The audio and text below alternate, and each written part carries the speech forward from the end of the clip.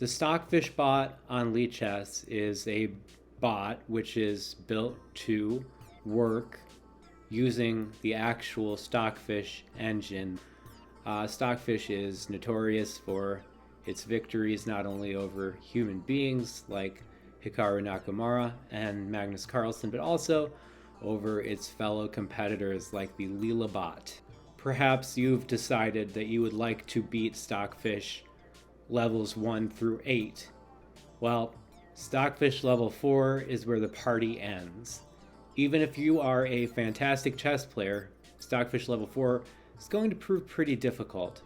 Whatever ELO estimate you might see on Lichess or another forum, you'll probably get the impression that the ELO is about 1700, but I would disagree.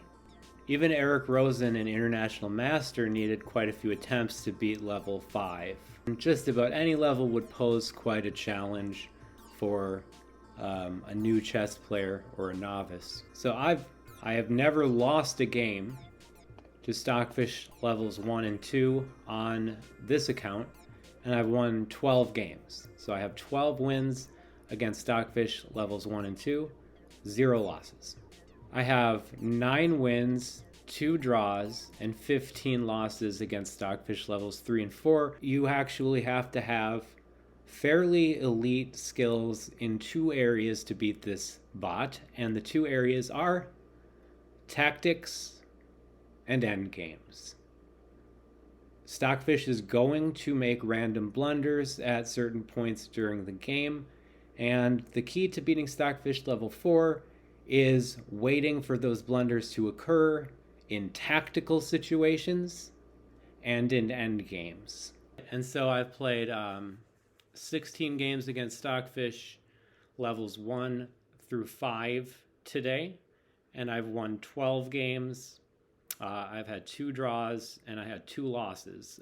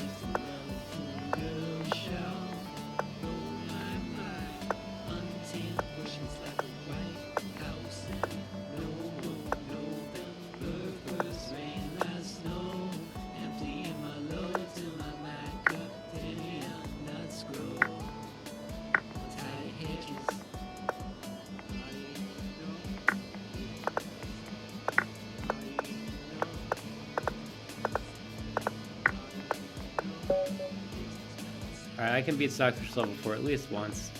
Alright, so I played several times, and most of the details about how to beat Stockfish are really coming from an incredible amount of experience. Fun fact, the way that I found out I was playing bots on chess.com is the same way that I learned Alekhine defense mainline and sideline theory.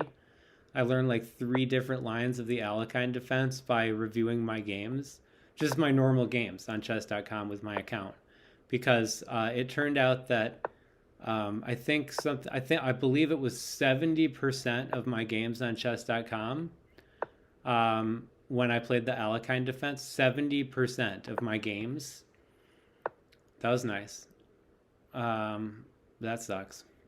70% of my games. Everything he takes.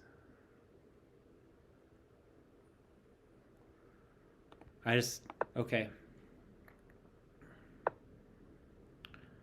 70% of my games in the Alekhine defense followed like mainline theory. Like 70%. That's pretty funny.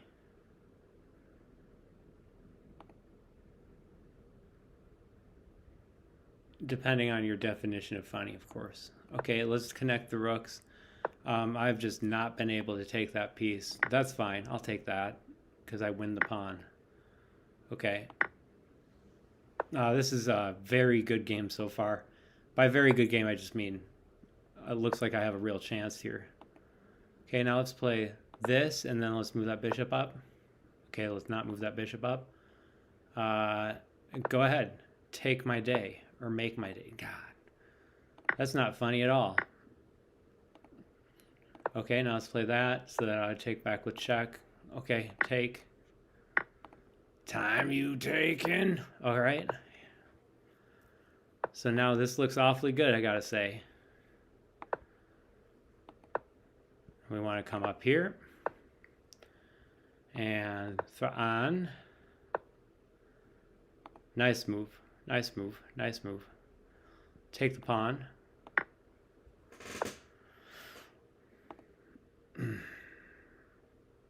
Yeah, take that, please. Take it. Take it. All right, I'll take it.